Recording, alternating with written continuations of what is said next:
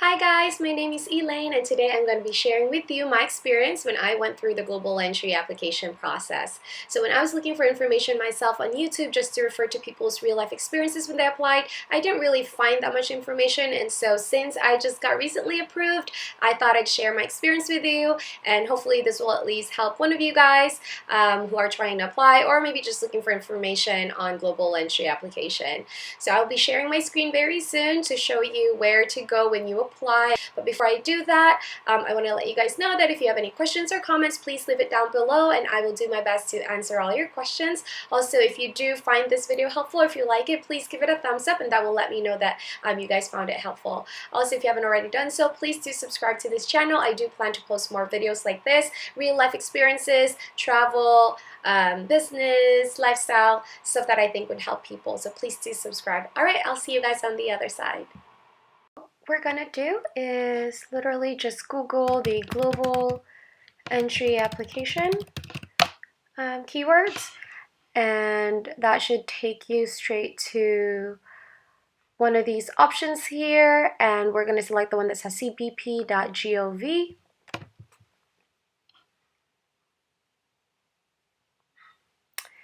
And from here, it basically gives you some information on how to apply for Global Entry. But basically, the gist of it is that you need to first create a TTP account, which is a Trusted Traveler Program account. And it says regardless of age, you must have your own TTP account. So if you plan to apply for Global Entry for a child, you also need to submit a separate TTP account for that child. Also, it says in here that the fee is going to be non-refundable and it's $100. And so if you do go through this process and if unfortunately you don't get approved, you will not get your $100 back, unfortunately. All right, so let's go ahead and click on this one.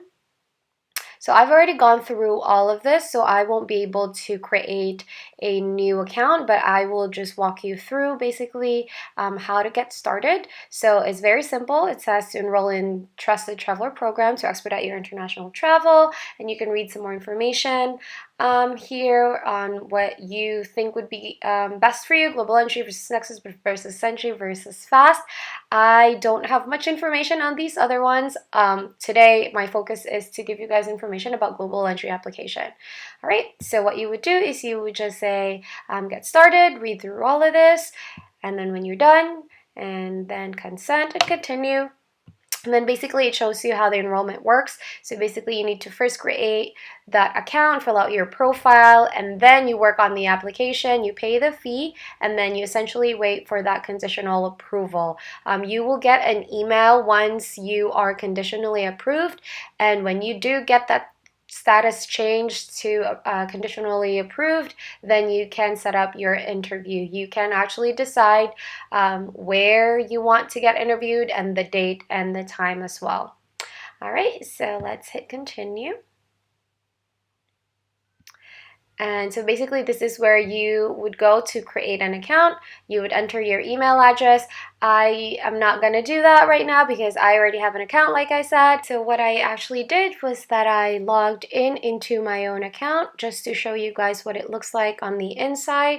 So once you're in, oh, by the way, I want to let you guys know that every single time you log in, it's going to ask you for a security code. For me, I asked for it to be sent to my mobile number. So every single time you put in your email address and your password, it sends you like a 6-digit security code to that cell phone number, and then you enter that 6-digit code. In my experience, even if I've been using the same computer, there wasn't really any option that I found to set it up as, you know, to remember my computer and therefore not need a security code. So I didn't see that option. I don't know by the time you're watching this if that's already an option. So keep that cell phone handy every single time you log in. All right, so this is basically what it looks like once you're in. So this is your main dashboard. If you have an application in progress, it's gonna display here. Like I said, I no longer have any application in progress since I have already been approved, and it's gonna show in here that I've been approved. I'm gonna go over some of the information that were asked of me during the time of my application process online. So it asked me for some personal information, some basic stuff, you know, your date of birth, your address and all that information. It's also going to ask you for your identifying characteristics, so like your eye color, your height, and all that information. You should have that information readily available. You should know all that stuff. So it's not really an intimidating application. The one thing that I would suggest that you have handy at the time of your application is your passport. It's going to ask you for the day the passport was issued, the expiration date, your passport number, and all that stuff. It also asks me for my addresses for the last, I believe, 5 years, as well as employment history. So if you have changed jobs in the last 5 years, just make sure you have that information handy, like a resume or whatnot, because it's going to ask you for, when you started at that job and the address and the phone number and all that stuff. It's also going to ask you for the countries that you've visited in the last, I believe, 5 years. So if you have that passport handy, you should be able to easily just input all the information from your passport as far as countries that you've visited.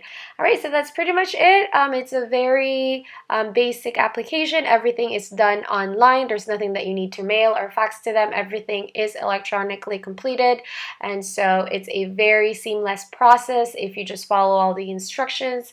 And I really hope that this video showed you guys as far as expediting or just helping you, giving you more information on this process. If you guys have any questions or comments, please leave it down below and I will do my best to answer your questions. If you want me to make a follow-up video about my interview process for this global entry, let me know in the comments down below and I will make that video. I just don't want this video to get too long. Also, if you haven't already done so, please like this video if you found it helpful. Thank you guys, and I'll see you at the next video.